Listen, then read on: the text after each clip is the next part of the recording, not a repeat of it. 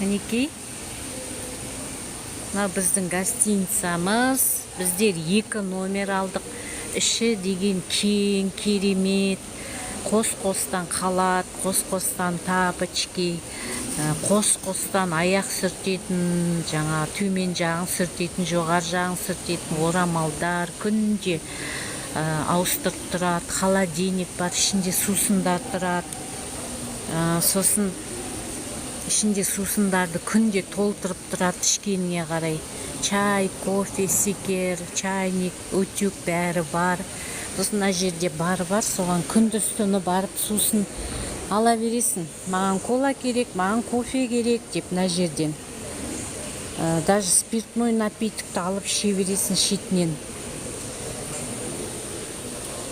Кеше бір ресторанға жазылып қойған ғой, бір күн бұрын балам, үлкен балам. 5-6 ресторанға тегін баруға болады екен, мына ішінде жатқан адамдарға. Сосын бір күн бұрын жазылып қойған ғой, енді кеше барсақ, бізге орын алып қоймаған.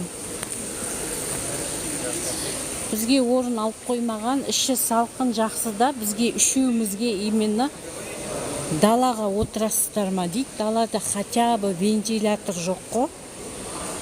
Қазір алдын көрсетейін, сосын пальмада финиктер толып өсіп тұр, күшті, керемет.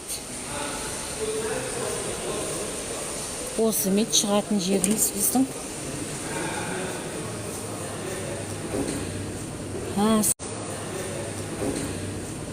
Сода бізде осы гостиницаның қасымызға. Сосын келді де, мен өзім алып барам деп. Мен айтам, мен бармайм енді ол гостиницаға, бізді сыйламайтын клиенттерін деп. Содан не керек, бізді үшеумізді итальянский ресторанға алып барды ғой. Итальянскийге негізі ақшамен кіреді, жаңағыдай бесплатно отыратын дейтін жоқ.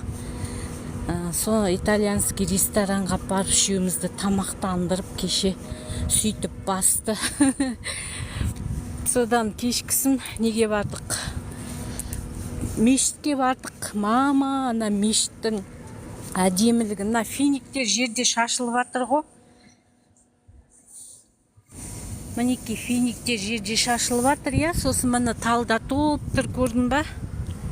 Мына жерде топ тұр, теріп алып жей беруге болады. Сосын обедке мінекей 5 жұлдызды гостиница. Анау қыдыртатын машина. Бұның аумағы кең ғой. Сосын